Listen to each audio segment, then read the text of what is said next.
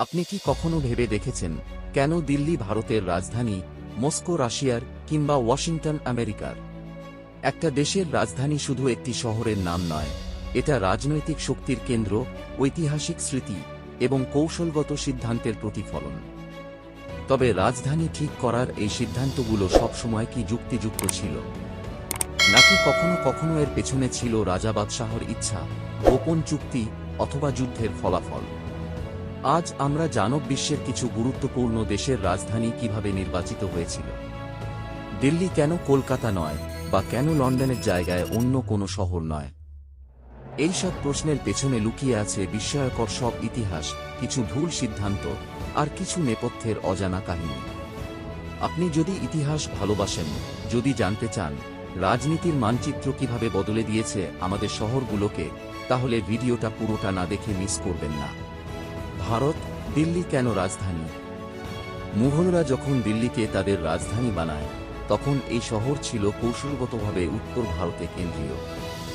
ব্রিটিশরাও প্রথমে কলকাতাকে রাজধানী করলেও 1911 সালে তা বদলে আবার দিল্লিকে বেছে নেয়। কেন? কারণ দিল্লি ছিল ইতিহাস, ঐতিহ্য আর রাজনৈতিক কেন্দ্রবিন্দুর প্রতীক। কিন্তু আপনি কি জানেন যে এই সিদ্ধান্তের পেছনে ছিল ব্রিটিশদের ডিভাইড অ্যান্ড রুল নীতির ছায়া? 2. যুক্তরাষ্ট্র কেন ওয়াশিংটন ডিসি? 1783 সালে যখন আমেরিকা স্বাধীন হল, তখন রাজধানী ছিল না স্থায়ী। নিউ ইয়র্ক না, ফিলাডেলফিয়া না, শেষে জর্জ ওয়াশিংটনের নামে করা হয় ওয়াশিংটন। শহরটি রাখা হয় ভার্জিনিয়া ও মেরিল্যান্ড রাজ্যের মাঝখানে, যেন কোনো একটি রাজ্যের আধিপত্য না থাকে। চমকপ্রদ তথ্য, এই শহর নকশা করেছিলেন একজন ফরাসি প্রকৌশলী। 3. রাশিয়া কেন মস্কো আর কেন নয় Saint Petersburg? Peter the Great Saint Petersburg গড়েছিলেন ইউরোপমুখী রাশিয়ার প্রতীক হিসেবে।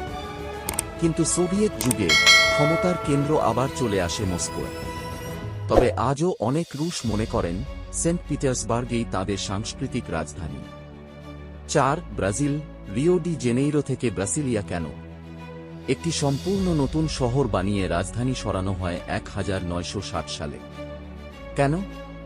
কারণ তারা চেয়েছিল রাজধানী দেশের ভেতরে ভূমিকার ভারসাম্য রাখতে। কিন্তু আপনি কি জানেন এই সিদ্ধান্ত কতটা সমালোচিত হয়েছিল? 5. অস্ট্রেলিয়া কেন সিডনি বা মেলবোর্ন নয় ক্যানবেরা? সিডনি আর মেলবোর্ন, দুই শক্তিশালী শহরের দ্বন্দ্বের সমাধান ছিল ক্যানবেরা। একটি সম্পূর্ণ নতুন শহর গড়ে তোলা হয় তাদের মাঝে। এমন সমঝোতা আর কোথাও হয়েছে কি? 6. পাকিস্তান, করাচি থেকে ইসলামাবাদ। স্বাধীনতার পর করাচি ছিল রাজধানী, কিন্তু পরে সামরিক ও কৌশলগত কারণে ইসলামাবাদকে বেছে নেওয়া হয়। কেন? কারণ এটি সীমান্তের কাছাকাছি, সহজে রক্ষা করা যায় এবং সম্পূর্ণ পরিকল্পিত শহর। 7. নাইজেরিয়া, লাগোস থেকে আবুজা।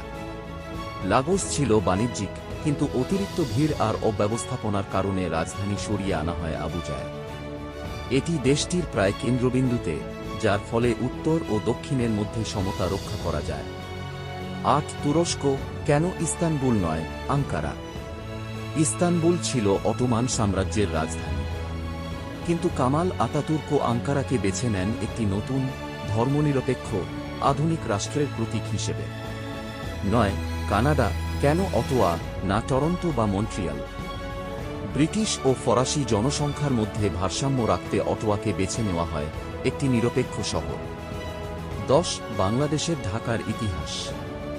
মুঘল যুগে ঢাকাকে রাজধানী করা হয়েছিল এর কৌশলগত নদীবন্দর হিসেবে। পরবর্তীতে পাকিস্তান আমলে ঢাকাকে পূর্ব পাকিস্তানের রাজধানী ঘোষণা করা হয়। স্বাধীনতার পর এটি থেকে যায় বাংলাদেশ রাষ্ট্রের রাজনৈতিক হৃদয়কেন্দ্র।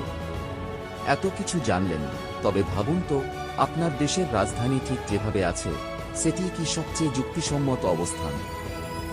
আপনি হলে কোন শহরকে রাজধানী করতেন? কেন? নাকি অনেক শহর কেবল ইতিহাসের খেয়ালে এই গুরুত্ব পেয়েছে? রাজধানীর পেছনে শুধু মানচিত্র নয়, লুকিয়ে থাকে সময়ের ইতিহাস, রাজনীতি, শক্তির খেলা এবং অনেক না বলা গল্প। প্রতিটি শহর একটি দেশের চেতনার প্রতীক, তার পেছনের সিদ্ধান্তগুলো তাই শুধু প্রশাসনিক নয়, সাংস্কৃতিক ও কৌশলগত। এমন আরও অজানা বিশ্লেষণধর্মী ভিডিও পেতে অবশ্যই আমাদের চ্যানেলটি সাবস্ক্রাইব করুন।